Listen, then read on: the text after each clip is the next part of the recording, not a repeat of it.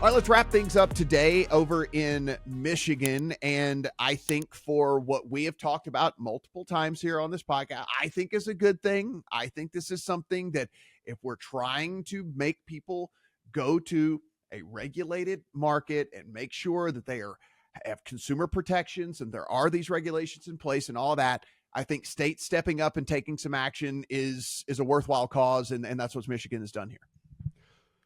So in Michigan, we told you last week that Bovada had received a cease and desist letter from the Michigan regulatory body there and that they had 14 days to comply. Actually, that means we told you 2 weeks ago about that to be most accurate.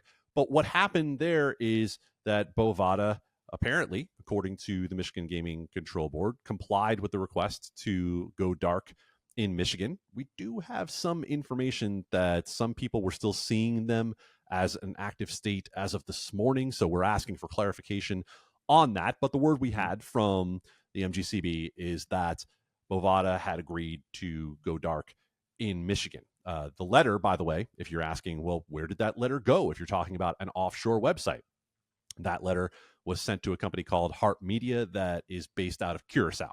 And if you've been involved in, the sports betting industry long enough, you're well aware, Costa Rica, Curacao, many places in that area of the world are where we're talking about these places being headquartered. So Bovada also likely to go dark from what we've heard in Colorado, and then Connecticut also sent a cease and desist letter.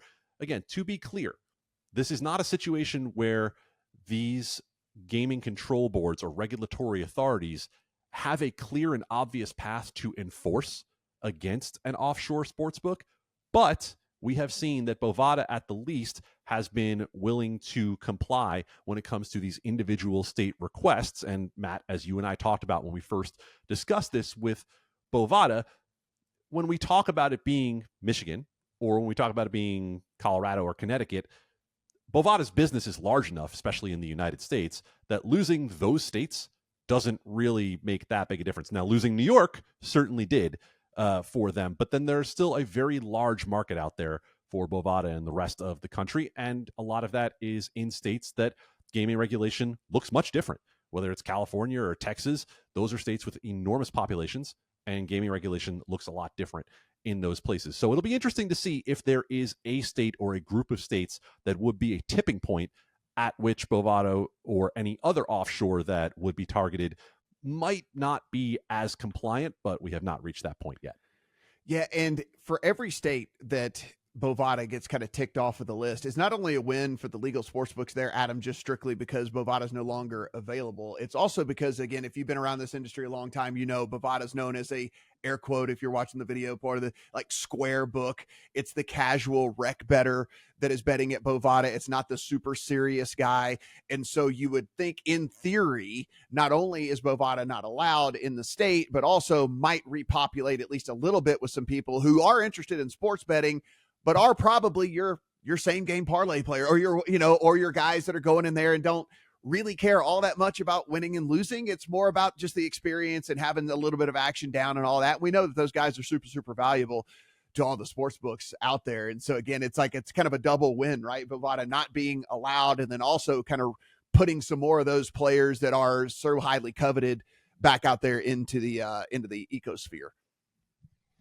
Yeah, and it will be very interesting to see also if any of the other offshores ultimately get any of the same treatment from state level regulators. But we've talked for a long time about the fact that we expected if any significant action would ever come, it would come from the Department of Justice at the federal level. That's what the American Gaming Association has asked for in the past. Will that be the case? We haven't seen anything that would indicate it would come from the federal level. So states are taking action to protect their tax revenues, right? Because in the end, when we talk about states taking some level of action, these states that have chosen to legalize online sports betting and or iGaming are trying to maximize the tax revenue that they get out of having that activity regulated and taxed. And if offshore is available and is taking some of that money away, it would seem to follow that if states really want to get the most money out of choosing to legalize online sports betting and or iGaming, that this would be a prudent path to consider. Guys, everything we talk about here on the podcast, you can find over at LegalSportsReport.com. And I waited till the very end, and we do appreciate you hanging around to the very end. To go ahead and hit that subscribe button. If you haven't done so yet, that's all, just go ahead and hit it.